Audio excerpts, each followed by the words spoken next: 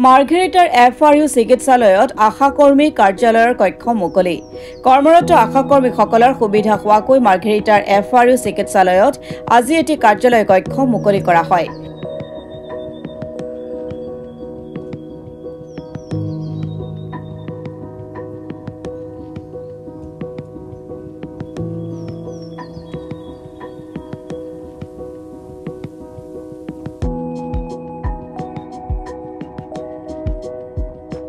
কাৰ্যালয় কক্ষ এটি নথকাৰ বাবে কৰ্মৰত আশাকৰ্মীসকলে দুৰ্ভোগ ভুগি আহিছিল।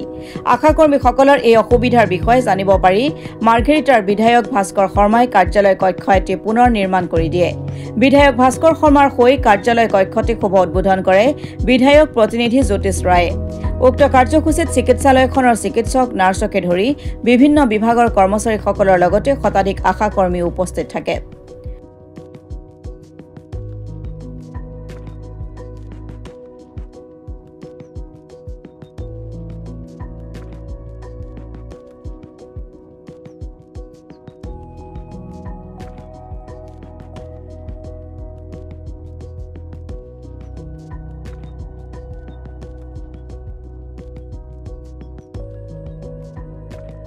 হয়, আজি মাৰ্ঘেৰিটাৰ আশা বাইদেউসকলৰ আশা কৰ্মীসকলৰ বাবে এক আনন্দৰ দিন, আমাৰ বাবেও এক আনন্দৰ দিন।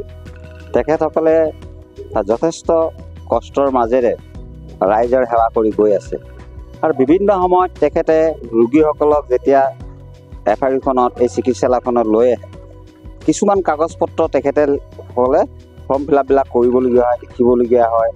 তেখেতসকলে য'তে ত'তে বহি কেতিয়াবা হয়তো পকাটো, কেতিয়াবা কাৰোবাৰ বেঞ্চত বহি, কাৰোবাৰ টেবুলত বহি কাম কৰি থকা আমাৰ দৃষ্টিগোচৰ হৈছিলে।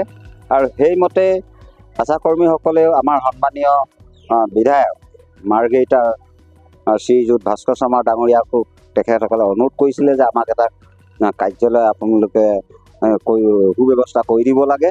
আৰু সেইমতে তেখেতে কথা দিছিলে আৰু আজি পুনৰ নিৰ্মিত এখন কাৰ্যালয় এটা আছিলে, তাকে সজাই পৰাই চকী বেঞ্চকে আদি কৰি আশা কৰ্মীসকলে যাতে বহি পেলাই টেবুল এখনত, চকী এখনত বহি পেলাই পানীৰ পৰা আদি কৰি সকলো ব্যৱস্থা থকা এটি ৰুম তেখেতসকলক আজি আমি উপহাৰ দিবলৈ সক্ষম হ'লোঁ।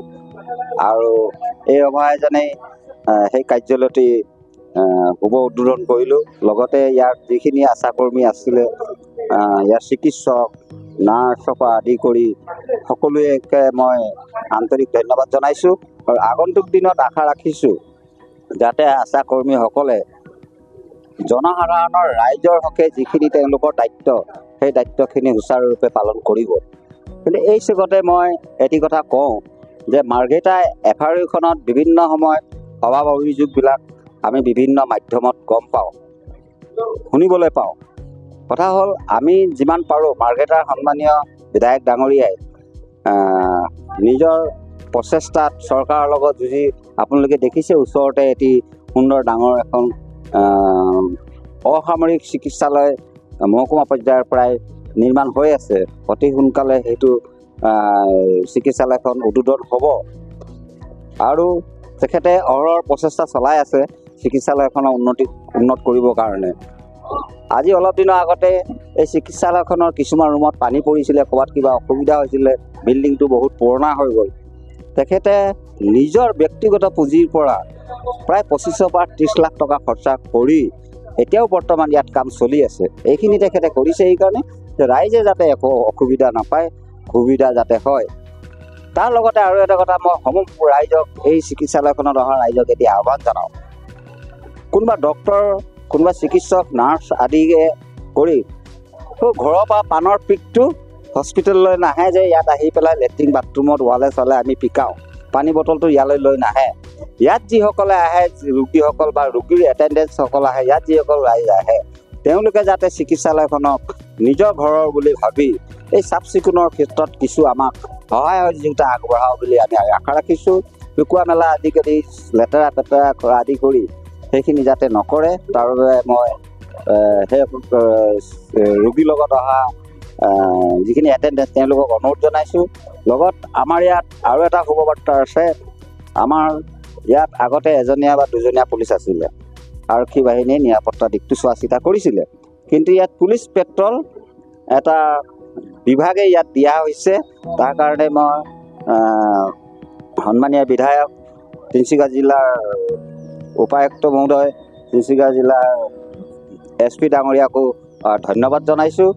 আৰু নিৰাপত্তাৰ খাতিৰত ইয়াত 4-5জনীয়া আৰক্ষী বাহিনী দিয়া হৈছে। ইয়াত তেখেতলোকে চোৱা চিতা কৰে আৰু আগন্তুক দিনত সকলোৰে আশীৰ্বাদ লৈ আমি চিকিৎসালয় নহয়, মাৰ্ঘেৰিটা সমগ্ৰ মাৰ্ঘেৰিটাৰ অন্যান্য দিশত বিধায়ক মহোদয়ৰ উদ্যোগত আমি কৰি যাম বুলি প্ৰতিশ্ৰুতি দিলোঁ।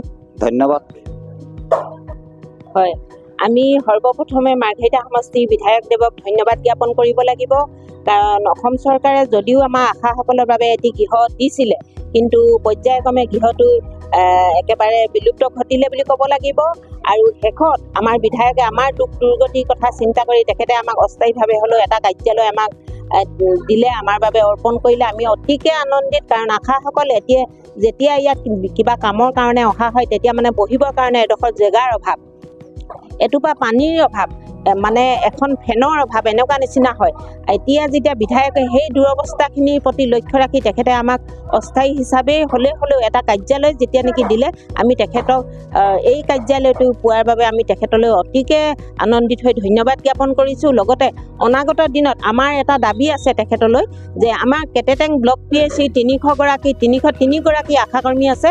এই আশাকৰ্মীসকলে প্ৰতি মাহে এখন ইভিউ মিটিং হ'ব লাগে, কিন্তু আমি মিটিঙৰ স্থল নোপোৱাৰ বাবদ আমি এই মিটিংখন কৰিব পৰা নহয়। সেয়েহে আমি তেখেতলৈ এটা অনুৰোধ কৰিছোঁ, যাতে তেখেতে আমাক কথাও দিছে যে অতি সোনকালে তেখেতে 300 আশা বহিব পৰাকৈ এটা সভাকক্ষ আমাক নিৰ্মাণ কৰি দিম বুলি। সেয়েহে তেখেতলৈ শেষবাৰৰ বাবে পুনৰ ধন্যবাদ জ্ঞাপন কৰি মোক ক'বলগীয়া ইমানতে সামৰণি মাৰিলোঁ।